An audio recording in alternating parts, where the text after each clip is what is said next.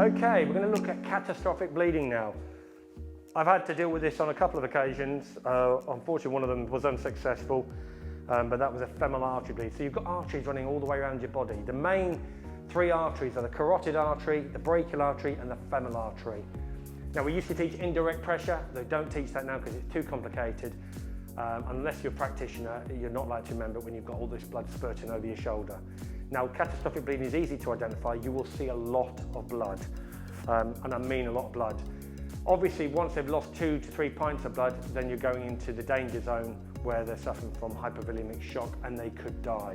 So we need to treat this quickly. Now, we have a stepwise process with catastrophic bleeding. So the first thing we're going to do with catastrophic bleeding is once we've identified where it is, we're going to plug it, okay? Use lots of pressure on there. So just take your hand off there, spurt, spurt, get that on there and put pressure on it, okay? Now, if he's not successful at doing that, what I can do is I can actually put a dressing on there to try and block that, okay? So what I'm going to do, actually, if you just lift your sleeve up for me, so it'd just be easier for me to demonstrate. Right. So what I can do is place a dressing on there like that, rolled up with the shiny side against the injury. Hold that on there for a second. And then what I'm going to do with this dressing, place it on top of there. And if you just hold that. And then really firmly bandage that. Can you feel how tight that's feeling? Very tight. Yeah, good. And it's meant to be because we're trying to stop catastrophic bleeding. Now, what would let me know that I'm not stopping the bleeding? The blood would start coming through the bandage. Now, with the protocols for bandaging is if the blood comes through the first bandage, you put a second bandage on top. If it comes through the second bandage, take it all off, reassess it, okay? Because if it's just what you thought was a normal bleed and it turns out it's more significant, then you need to apply different bandages. Right. So that is the first step, direct pressure. Now, if that doesn't work, then you've got the option of doing what we call packing it. Now, you can get these special dressings, which are called hemostatic dressings. Now, what do they look like? I've got a couple down here. Now, these are hemostatic dressings. This is out of the packaging, this is in the packaging. They're quite expensive, but they're impregnated with this Celox, which is a stuff that when it comes into contact with blood, it's like quick drying cement and it solidifies very quickly, and that's the way of stemming the bleeding. Now, when you use these, they're concertinaed dressings, and you don't put the whole dressing in there. What you do is I'd concertina the dressing in there. So using this dressing, I'll demonstrate. If this was a hemostatic dressing, I'd put that in there, pack it in there, then I'd pack another bit in there, then pack another bit in there, and just concertina it into the actual dressing, into the actual wound. Once the bleeding stops, I don't put the whole thing in there because they don't like it at hospital when they get there and they've got a whole hemostatic dressing in somebody's arm or leg, because it's a bit of a pain to get out afterwards. But it's life-saving stuff. Now, if that doesn't work, we then revert to a tourniquet. Now, most first aid kits don't have an actual purpose-built tourniquet in them. I'm going to show you what a purpose-built tourniquet looks like. So this is a military-grade tourniquet. You can put it around a limb, whether it be an arm. So you can use it on legs and arms. You can't use it on his head or around his neck. No, because that will kill him. Likewise, you can't use it around the chest. That's where your hemostatic dressings would come in, where you pack a wound. Okay, now if you don't have a hemostatic dressing, what do you have with you? Well, something as simple as a t-shirt, anything, any kind of scarf, whatever. We're not too worried about infections here. We're trying to stop the bleeding. So with that, I just pack a t-shirt into the actual wound to try and cause the blood clotting to take place. So here we go. I'm going to show you how this military grade tourniquet works. So I'll put it on your upper arm, so you can just pull that down. I'm not going to do it too tight, but basically it clips together like so.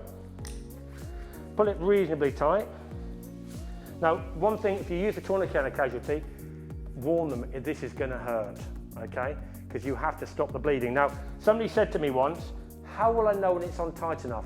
Well, the obvious answer to that is when the bleeding stops spurting out their arm. That's a good indication you've got it. If it's still spurting, it's not tight enough. Now, in order to get this nice and tight, you have to tighten it up quite a few times. With the bar, you start, as soon as you feel some pressure, let me know, okay? Good. Now straight away, if you look, you'll start seeing the veins starting to come up, and that's showing, demonstrating that there's circulatory issues to that limb, okay? And the other thing you'll notice is the capillary refill that I demonstrated earlier is not as quick. It is still, you're still getting blood in there, so I'd have to make that even tighter, but I'm not going to because that will hurt your arm. Okay? Right, now, a lot of first aid kits don't actually have tourniquets in, so we have to improvise. With a triangular bandage, narrow fold, pop it round. I'll do this one on your leg, so just put your leg out. So tie that around the leg, okay? An overhand knot, okay? Scissors on there, just hold those scissors for me. Another overhand knot, okay? And all I'm gonna do is tell me as soon as you feel any pressure.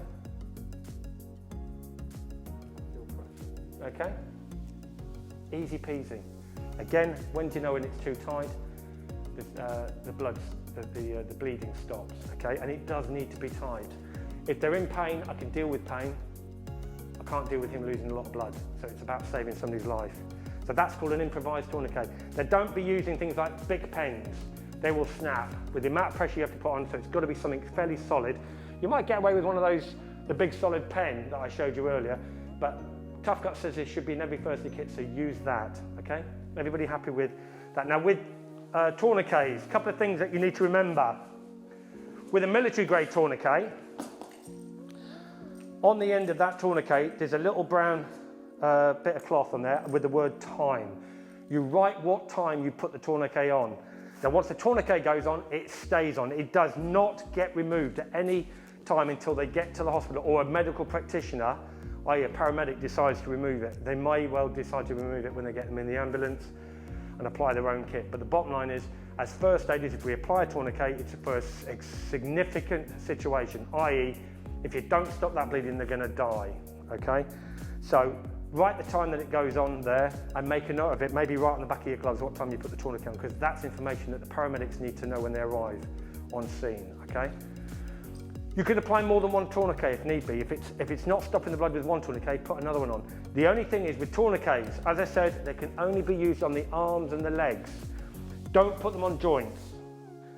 They should be put 5 centimeters above the injury. So if the injury is here, about 5 centimeters above that, okay? But not on joints, because that's going to cause a lot of damage and it's not an effective place to actually apply a tourniquet, okay? Monitor the casualty's condition throughout. And just be aware, when casualties start to lose quite a bit of blood, that they can become a little bit aggressive. It's one of the signs and symptoms of shock.